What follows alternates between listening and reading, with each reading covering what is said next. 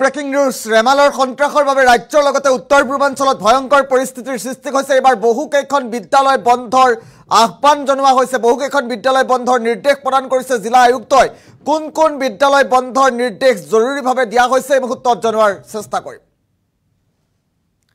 Big breaking news ৪৮ ঘণ্টা ধৰি ৰাজ্যত ৰেমালৰ ফলত নেৰানেপেৰা ধুমুহা বৰষুণৰ সৃষ্টি হৈছে আৰু ঠায়ে ঠায়ে সকলো শিক্ষানুষ্ঠানৰ পাঠদান বাতিল কৰি দিয়া হৈছে। কেইবাখনো স্কুলৰ কেইবাখনো বিদ্যালয়ৰ পাঠদান বাতিল কৰা হৈছে। বিদ্যালয় বন্ধৰ জৰুৰী নিৰ্দেশনা প্ৰদান কৰা হৈছে। নেৰানেপেৰা ধুমুহা বৰষুণৰ বাবে নগাঁও জিলা আয়ুক্তৰ জৰুৰী নিৰ্দেশ।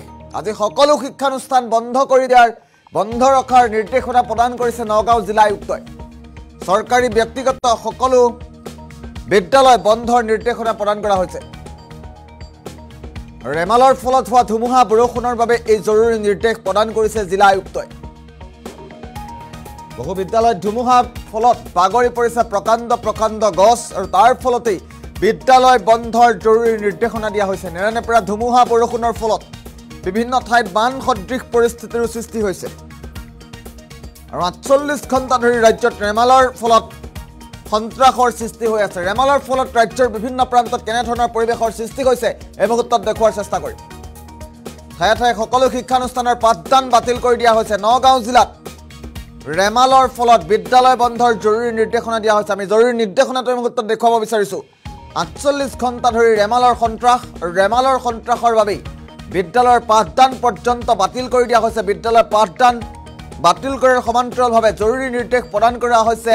সকলো ব্যক্তিগত চৰকাৰী সকলো বিদ্যালয় বন্ধৰ জৰুৰী নিৰ্দেশ প্ৰদান কৰা হৈছে। আমি দুটাকৈ ইণ্ডত দেখুৱাৰ চেষ্টা কৰিম কেনেধৰণৰ পৰিৱেশৰ সৃষ্টি হৈছে ৰাজ্যৰ বিভিন্ন প্ৰান্তত। বংগোপসাগৰত সৃষ্টি হোৱা এই ৰেমালে এতিয়া সন্ত্ৰাসিত কৰি তুলিছে অসম তথা উত্তৰ পূৰ্বাঞ্চল।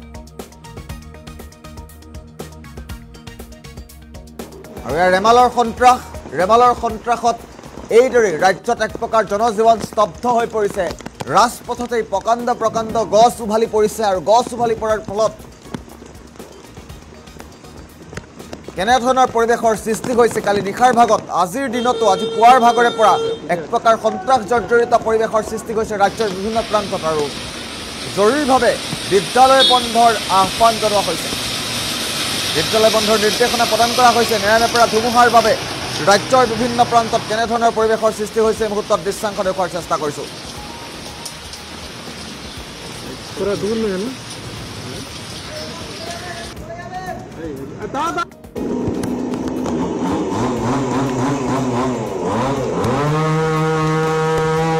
দৃশ্যাংশ দেখুৱাইছোঁ। নগাঁৱৰ সমান্তৰালভাৱে মৰিগাঁৱতো সকলো বিদ্যালয় বন্ধ কৰাৰ নিৰ্দেশনা প্ৰদান কৰিছে জিলা আয়ুক্তই।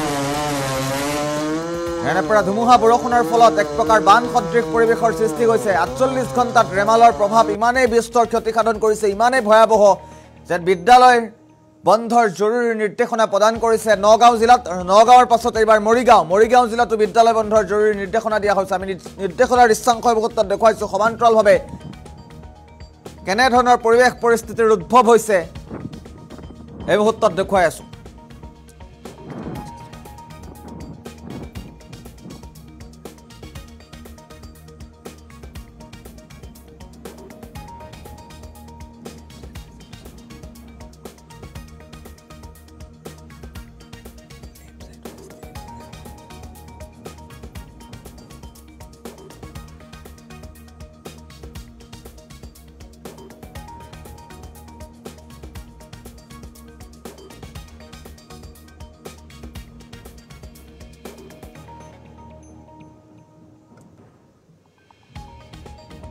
আমি ইতিমধ্যে উল্লেখ কৰিছোঁ ৰেমালৰ সন্ত্ৰাসৰ ফলত কেনেধৰণৰ পৰিৱেশৰ সৃষ্টি হৈছে ৰাজ্যৰ বিভিন্ন প্ৰান্তত। নেৰানেপেৰা ধুমুহা বৰষুণৰ বাবে নগাঁও জিলা আয়ুক্তই সকলো বিদ্যালয় বন্ধৰ জৰুৰী নিৰ্দেশনা প্ৰদান কৰিছে।